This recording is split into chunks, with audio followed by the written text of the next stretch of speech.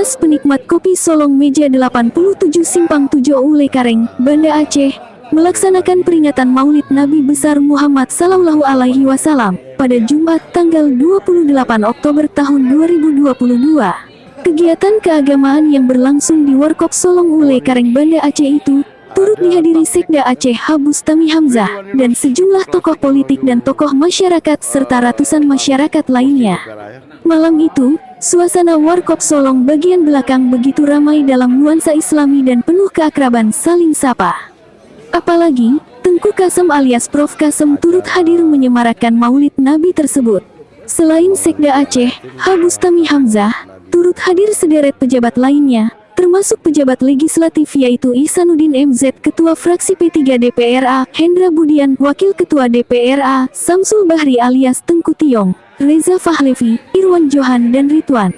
Di samping itu turut juga hadir sejumlah tokoh masyarakat lainnya seperti Said Mulyadi, mantan anggota DPR RI, Zain Jalil, Dr. Haikal, Kausar Muhammad Yus, Suprijal Yusuf, Taf Haikal, Banta Syahrial, serta Edward M. Nur.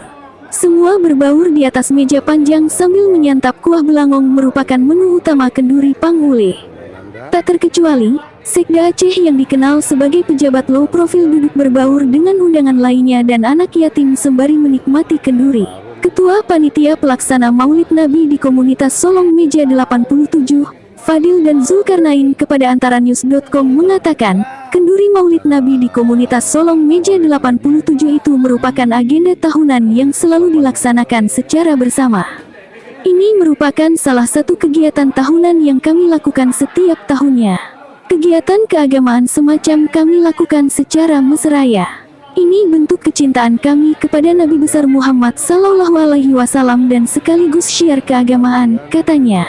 Dalam kegiatan ini selain memberi makan para undangan juga memberi santunan untuk puluhan anak yatim yang berada di sekitar markas komunitas Solong Meja 87 Ulekareng. Kami juga memberi santunan untuk anak yatim, ungkap Fadil. Zulkarnain juga menyebutkan, setiap hari Jumat komunitas Solong 87 juga membagikan nasi bungkus untuk para masyarakat kurang mampu. Program kegiatan sosial kemasyarakatan ini yang dananya dikumpulkan dari para anggota dan sedekah donatur lainnya. Program ini kami beri nama Payung Urodudo atau Payung Hari Akhirat.